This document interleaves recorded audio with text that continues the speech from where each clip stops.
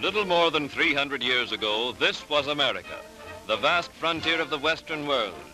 This land, free from bigotry and hatred, offered opportunity to the crowded peoples of Europe. Its mountains and streams, forests and plains offered a livelihood to those who were hardy enough to gain a foothold on its rugged shores, to pierce the new frontier. These pioneers, crossing the Atlantic, settled first along the coastal plain, pushing the frontier back to the mountain ranges. To the south, the English established colonies and plantations in Maryland and Virginia, while farther north the Pilgrims built their settlements on the rock-bound shores of New England.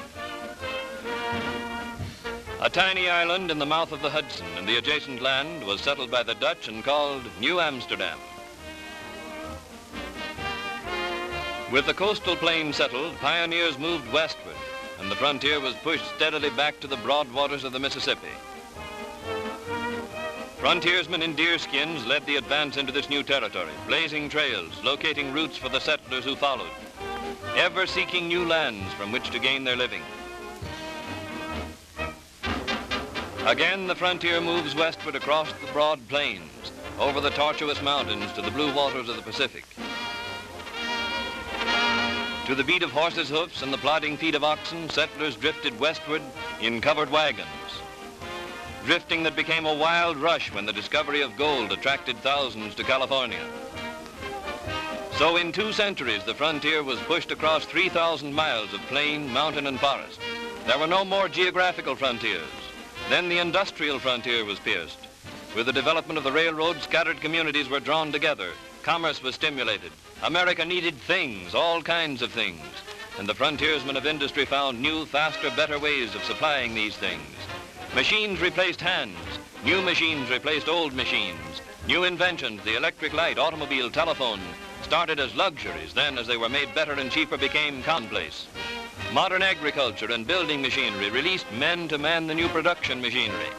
America became the industrial empire of the world, a vast factory working day and night to meet a seemingly endless demand. Production was the problem. It went up, up, up, faster, faster, faster. Industrial America was truly the land of plenty. Yet even during this boom period, we had between 1.5 and 2 million unemployed. Young people seeking their first jobs, seasonal workers and workers who had been replaced by machines that made their labor unnecessary. Then with appalling suddenness came the beginning of the greatest depression of all time. Stocks collapsed, factories shut down, businesses passed out of existence, and the ranks of those already unemployed swelled into a huge army. Unemployment swept the nation like a horrible pestilence. On August 14, 1935, the National Social Security Act became law. In it, there was included a provision for federal-state cooperation in unemployment compensation. Under this plan, every employer of 8 or more employees pays a federal payroll tax. During 1936, the tax was 1%. In 1937, the tax is 2%. In 1938 and thereafter, it will be 3%. Every state with an approved law keeps 90% of the tax for its own unemployed. The government also makes grants to states for the cost of administration. Let us see how this plan works. R. Gordon Wagonett, director of the Unemployment Compensation Bureau of the Social Security Board, explains it. As it concerns the worker, the system of paying unemployment compensation follows the same general principles in the 35 states and the District of Columbia, which now have the laws on this subject. The plan may best be explained by an example from a single state. Take the cases of 3 workmen, John Jones, Tom Smith, and Ed Brown, who are just being laid off because of slack work.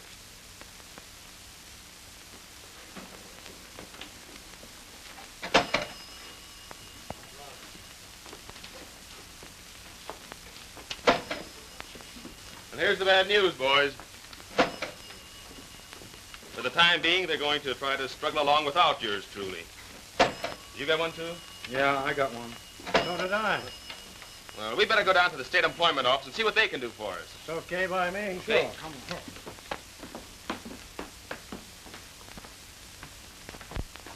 Here it is.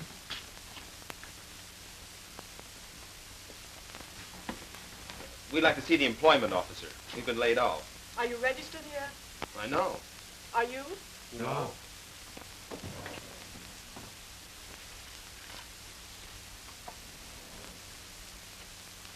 these forms out at the desk over there and bring them to me.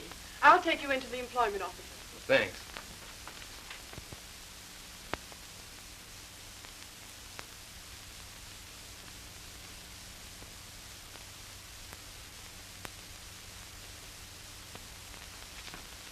Here you are, miss. All right, come with me.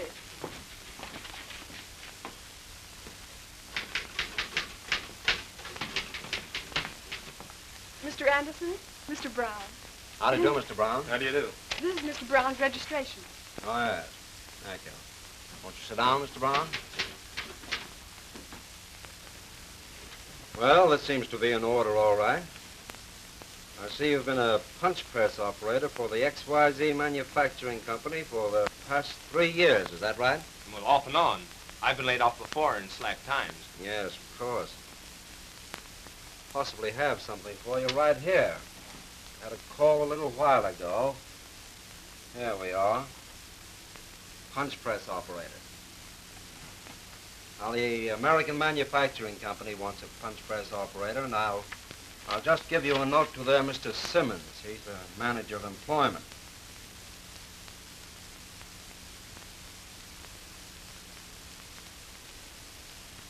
Now, you take this over to Mr. Simmons, and if you can satisfy him, you can probably go right to work. Thank you very much. You're welcome, I'm sure. Good luck, Brown. Brown went back to work immediately, but Smith and Jones were not so fortunate.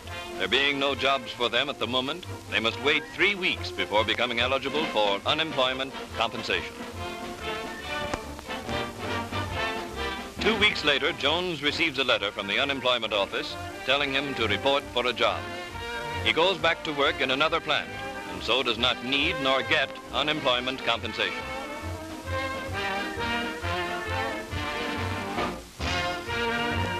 But no job is found for Smith, so he becomes eligible for compensation and goes to the unemployment compensation office, where he receives a check for 1/2 his regular weekly pay, not to exceed a maximum of $15 per week. This may continue for 14 weeks unless Smith gets another job before then.